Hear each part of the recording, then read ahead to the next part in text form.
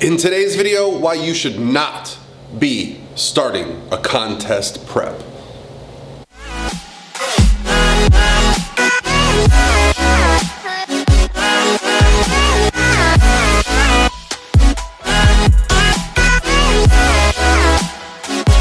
All by myself. Hey guys, what's going on? Paul Revelia, ProPhysique.com. Hope you guys are having an awesome Friday. I know I am. It's been probably the first day of the year that actually felt like, bang, we're in it, we're doing it. And so that's why I bring this video to you today. It's a very important discussion. I probably have done a couple of videos like this over the course of my career. I think I've written articles, I've talked about it ad nauseum, but you know what? I like to do a video with what's on my mind, and this is definitely on my mind because I'm getting a lot of inquiries, a lot of questions, and so it's a great time to talk about it. And for today's video, I want to get a little more intimate, so let's go have a seat. All right, guys, so the reason I wanted to get a little more intimate with this discussion is usually when I stand up, I'm trying to get myself all amped up, have lots of energy for these videos, because I just feel like it comes better. Comes across a little better on film. But for today's video, it's a very serious discussion that I want to have with you, because this is a time of year when a lot of people are starting to set goals for the year, and it's very common for people that have had an ineffective holiday season or have had a really bad rebound from the competition they did in the summer or the fall, that they go, you know what, I had a really successful contest prep fat loss phase, so I'm going to get back into contest prep.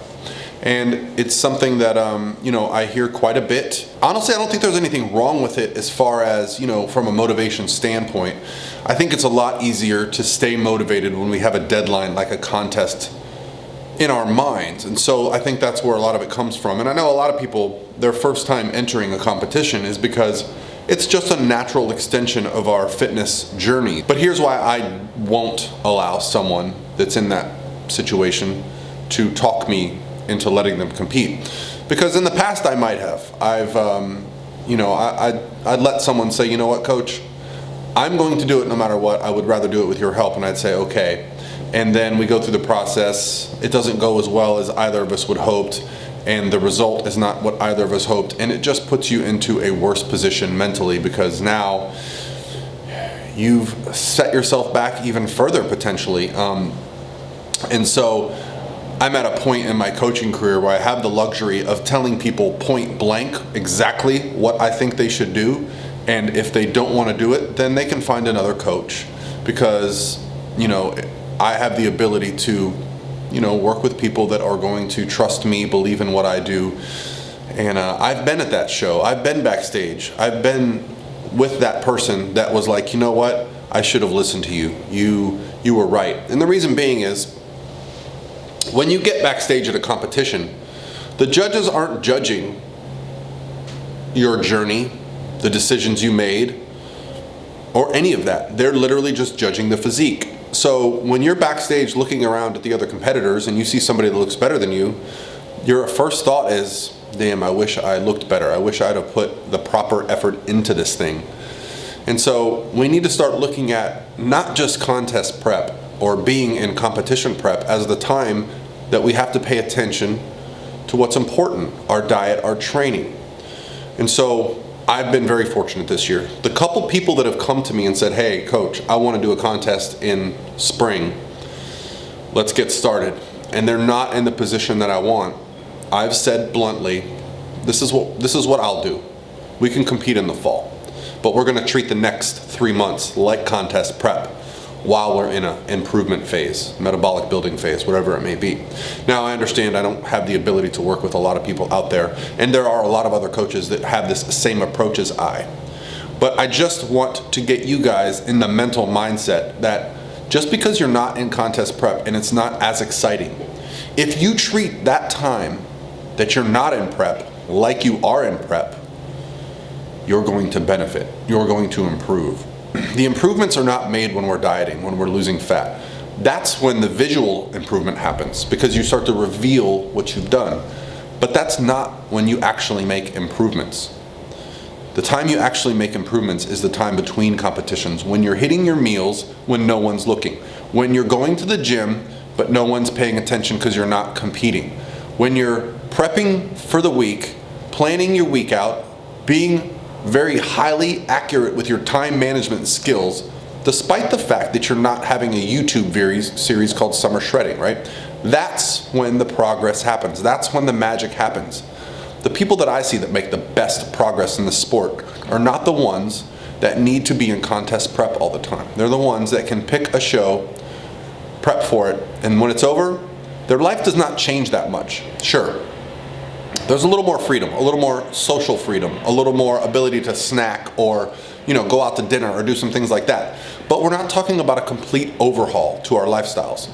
So take a look at where you're at metabolically and be honest with what your goals are for stage. Are your goals for stage just to get on the stage so you have something to do?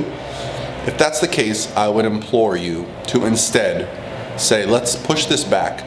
Let's spend the next few months in an improvement phase where we can focus on body composition changes, meal planning, getting into the mindset that it's a lifestyle and not diet for a show, cut loose, diet for a show, cut loose. I really can appreciate the value of competing and how it motivates us and drives us.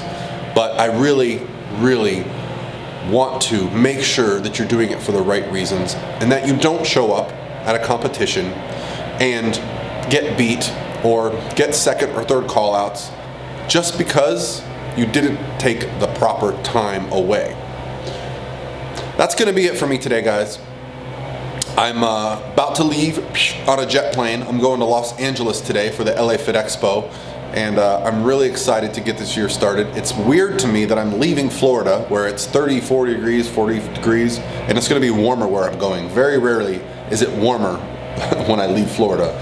So I'm actually excited to, I've been wearing this Barbell Brigade hoodie for about 5 days now, and I think it's attached to me at this point. So yeah, I'm excited to get out to LA, see some amazing people, clients, friends, fitness family. Then we're gonna go down to San Diego. We're doing a free meetup in San Diego at Brett Contreras' gym, Glute Lab in San Diego. It's on my Instagram, Brett's Instagram, Sohi's Instagram, and Lauren Collins' Instagram. So go check those out. The address, 7 to 9 p.m., Tuesday, January 9th, and it's free. Just come out, hang out, we'll answer questions, talk, have a coffee. We're accepting free coffee and free cookies.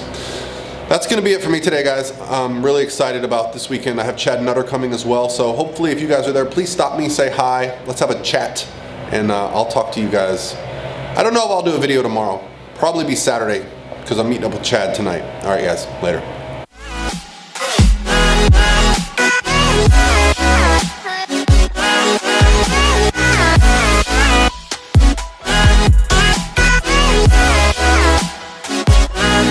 By myself.